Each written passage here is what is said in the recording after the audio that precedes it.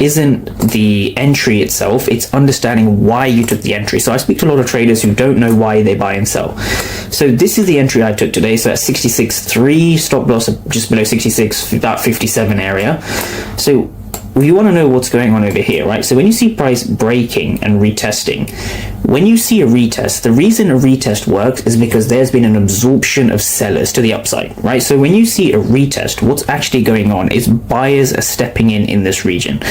Now, when you go to the candlestick charts, there isn't much you can see here, right? You know, trading key levels or trading fair value gaps without the order flow is not a viable strategy in the long term.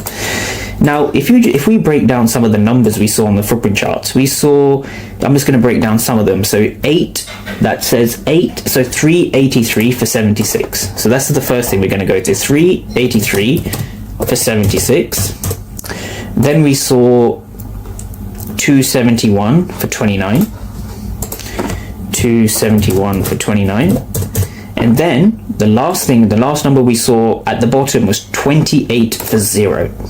Now, what do you notice about all of these? What do you notice about all these numbers? So what you can see here is, I'm just going to put something at the top, right? This is the bid on the left-hand side, and this is the ask on the right-hand side. Now, once you know this, what you can begin to calculate is the fact that the bid is aggressive sellers and the ask is aggressive buyers. So for each of these, you can calculate a delta. So in this case, I'm just going to write here, delta for the top bar is roughly 310. I'm just giving rough estimations here. Delta for the second one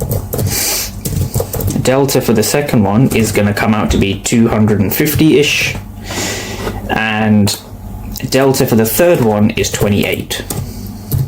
And so what does that mean, right? What does these three numbers mean, right? So when you're taking a buy trade, when you want to execute at this level, so my execution was just above this level, what does the order flow, what does price action tell you? What's going on in this region, right? So what's happening here is we see a lot of aggressive sellers, right? All across here, we see a lot of aggressive sellers, right? In this box, we see a lot of aggressive sellers. Now, were these sellers successful? Even if you look at the order flow. So what happened here is we had a bullish fair value gap, which sellers were not able to reclaim, meaning sellers were aggressive, but they were unable to break below this fair value gap. And so